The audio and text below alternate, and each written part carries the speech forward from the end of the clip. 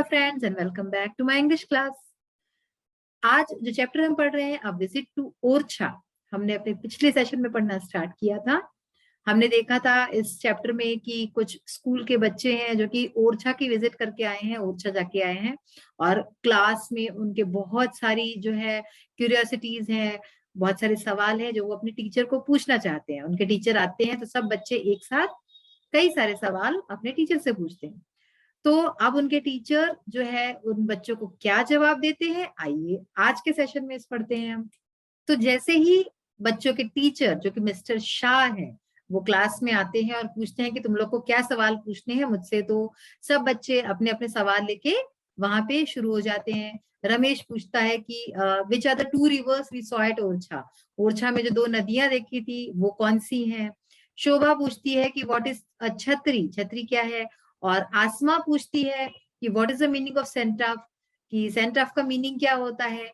Well well, one by one, don't ask so many questions at the same time. The Betwa and the Jamni are the two rivers you saw at Orcha. They meet at Orcha. Do you know what is the meeting place of rivers called? तो अब जो है वो बच्चों से एक एक करके सबको जवाब देते हैं, कहते हैं well well, one by one, अरे अरे रुको, एक एक करके सवाल पूछो। Don't ask so many questions at the same time, एक साथ इतने सारे सवाल मत पूछो। The Betwa and the Jamni are the two rivers you saw at Orchha, यानी कि बेतवा और जमनी ये दो नदियां हैं जो आप लोगों ने ओरछा में देखी। दे मीट एट ओरछा, ये दोनों नदियां ओरछा में मिलती हैं। Do you know what is the meeting place of reverse called? क्या तुम्हें पता है कि नदियों के मिलने की जगह, जहाँ पे नदियां मिलती है, उसको क्या बोलते हैं? तो संगम, सेड सचिन, सचिन ने कहा Sangam. Yes Sachin, very good, the word for Sangam in English is confluence. तो सर कहते हैं कि हाँ सचिन, बहुत अच्छे।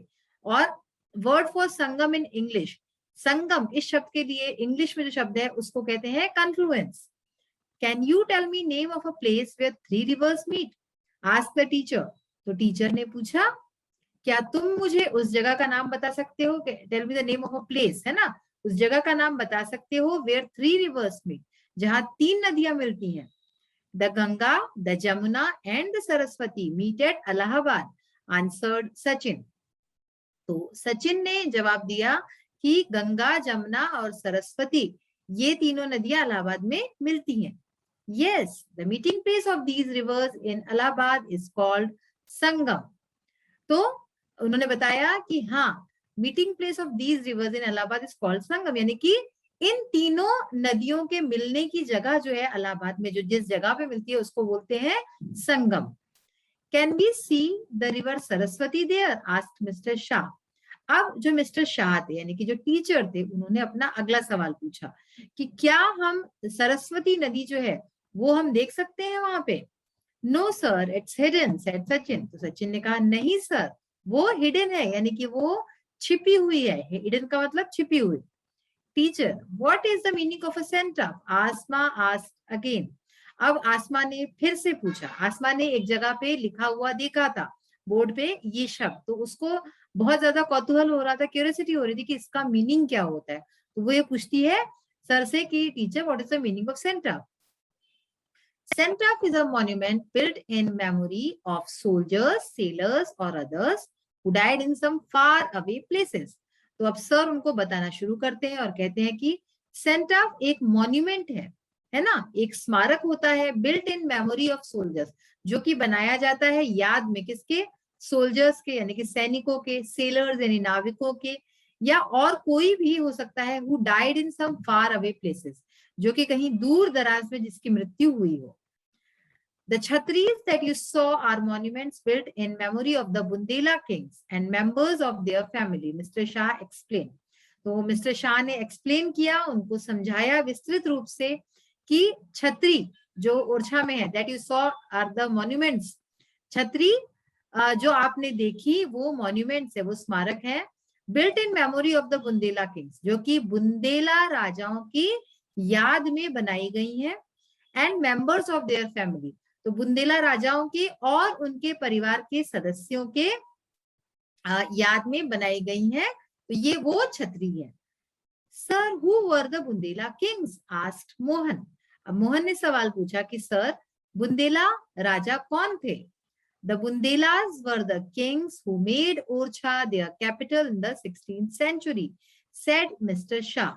तो इसका जवाब देते हुए मिस्टर शाह ने कहा कि बुंदेला राजा थे हु मेड ओरछा, जिन्होंने ओरछा को अपना कैपिटल यानी कि अपनी राजधानी बनाया 16वीं शताब्दी में। यानी कि बुंदेला वो राजा थे जिन्होंने ओरछा को अपनी राजधानी 16वीं शताब्दी में 16th सेंचुरी में बनाया ओरछा को। Who built those beautiful buildings at Orcha? asked Mohan. अब मोहन ने अगला सवाल पूछा और कहा कि किसने ये सुंदर जो बिल्डिंग्स है ओरछा में किसने बनाई? It was the Bundela kings who built them. तो उन्होंने बताया सर ने कि वो बुंदेला राजा ही थे जिन्होंने इनको बनवाया। उन सुंदर सुंदर जो बिल्डिंग्स थी उनको बुंदेला राजाओं ने बनवाया। और क्या मतलब अभी आपको क्लियर होगा कि जो छतरियां जो थी वो उनकी याद में बनाई गई थी और ये जो बिल्डिंग थी ये बुंदेला राजाओं ने खुद बनाई थी। They are different from other historical buildings in our country. ये जो बिल्डिंग्स है ये और जो ऐतिहासिक बिल्डिंग्स हैं हमारे देश के उनसे ये अलग है। So they are called the buildings of the Bundela style. तो इसलिए इनको क्या कहा जाता है? Buildings of Bundela style. Bundela style की बिल्डिंग्स उनको कहा जाता है। And tourists from all over the world come to see them, said the teacher.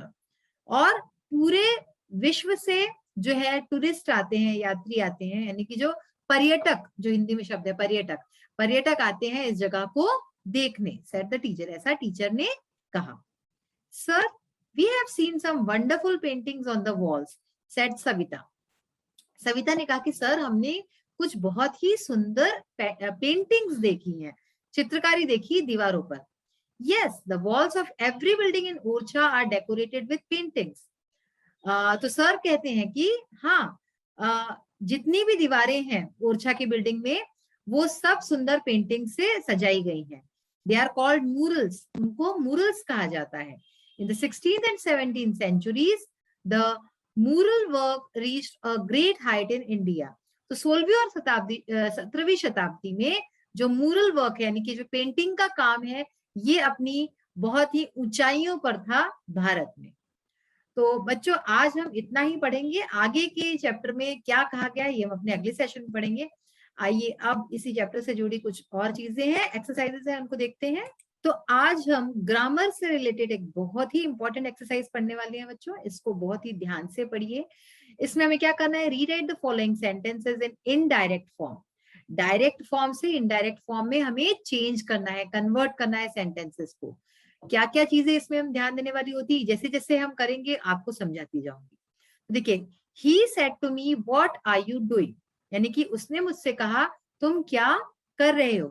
ठीक है, तो हमें क्या करना है इसको इनडायरेक्ट फॉर्म। डायरेक्ट फॉर्म यानी कि जिसमें स्पीकर के डायरेक्ट वर्ड्स दिए होते हैं, यानी कि जो जैसे मैंने कहा तो यहाँ पे ही सेड टू मी, उसने कहा। अब उसने क्या कहा, उसके डायरेक्ट जो उसके शब्द थे अक्षरशः लिए गए। उसने कहा कि व्हाट आर यू डूइंग, तुम क्या कर रहे हो।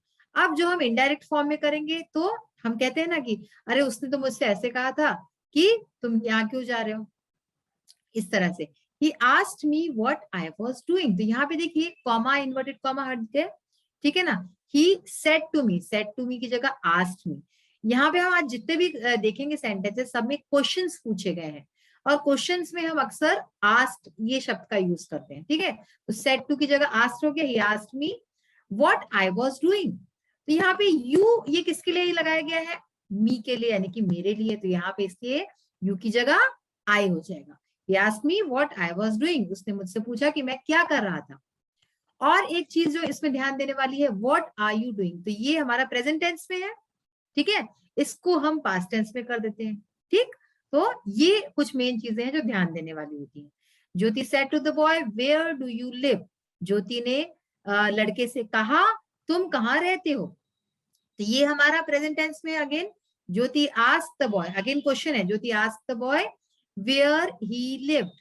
ठीक है, तो where do you live, तो where he, ये you कौन है फिर इसमें? ये लड़का है, बॉय है, इसलिए यहाँ पे हमने ही लगा दिया। where he lived, तो अगेन हमारा सेकंड फॉर्म आ गया, पास्ट टेंस आ गया।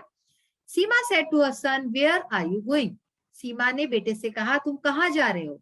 तो सीमा asked her son where he was going। ठीक है, इस तरह से होगा। देखिए, Seema asked her son where he was going. तो एक चीज और जो आप देख रहे होंगे कि क्वेश्चन मार्क्स जो है वो सारे हट गए, इन्वर्टेड कॉमा कॉमा हट गया, और इन्वर्टेड कॉमा के अंदर जब हम लिखते हैं तो फर्स्ट लेटर कैपिटल होता है, तो हमारे सब कॉमास वगैरह हट गए, इन्वर्टेड कॉमास। तो इसलिए जो जैसे यहाँ पे व्हाट का डब्ल्यू कैपिटल था स्मॉल हो गया, यहाँ भी वेयर का डब्ल्यू कैपिटल से स्मॉल हो गया। तो ये सारी बातें ध्यान देने वाली होती है। She said to her sister, what do you want? उसने अपनी बहन से कहा, तुम्हें क्या चाहिए? तो इसका कैसे होगा? She asked her sister what she wanted. Again, want का wanted हो गया। जो verb होते हैं, verb में हमारा simple past tense यूज हो जाता है, ठीक है ना, what she wanted, ठीक। अगेन और जो हमारे यहाँ पे देखिए यू और इस तरह के जो वर्ड्स होते हैं वो भी जिसके लिए यूज हो रहा है उसके हिसाब से बदलेगा। Okay, she said to Sangeeta what do you like the most, sorry he said to Sangeeta what do you like the most, यानी कि उसने संगीता से कहा तुम्हें सबसे ज्यादा क्या पसंद है। He asked Sangeeta what she liked most, तो वर्ब में लाइक था तो लाइक्ड हो गया, what she liked most. The headmaster said to the students, which lesson are you reading today? Headmaster ने students से पूछा कौन सा लेसन तुम लोग आज पढ़ रहे हो।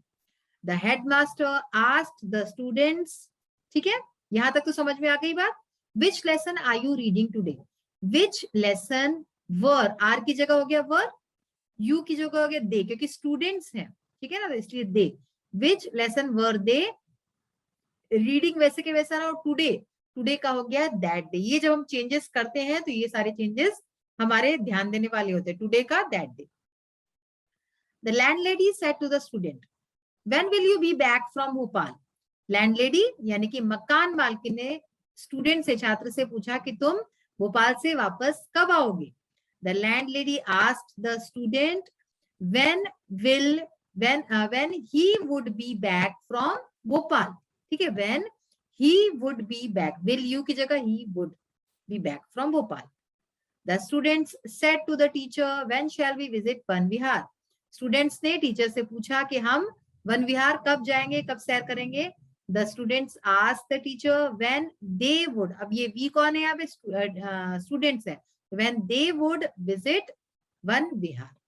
तो ये तो हो गया हमारा जो बहुत ही इम्पोर्टेंट जो हमारी एक्सरसाइज थी वो हमने की। अब करते हैं दूसरी एक्सरसाइज ग्रामर की। Match the following nouns with their adjectives and make sentences. Answers are given directly. यहाँ पे हमें क्या करना है, नाउन्स दिए हुए हैं एक तरफ और एक तरफ एडजेक्टिव्स दिए हुए हैं, तो करेक्ट नाउन के साथ करेक्ट एडजेक्टिव हमें मैच करना है।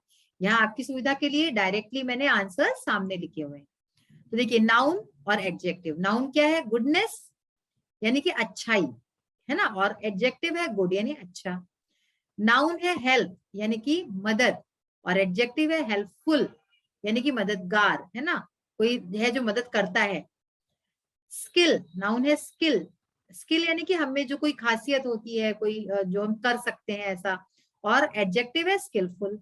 इसी तरह से नाउन है करेज यानी कि साहस, और एडजेक्टिव करेजियस, ठीक है, यानी कि साहसी। मिस्चिफ नाउन है यानी कि शरारत, और मिस्चिवियस यानी कि शरारती।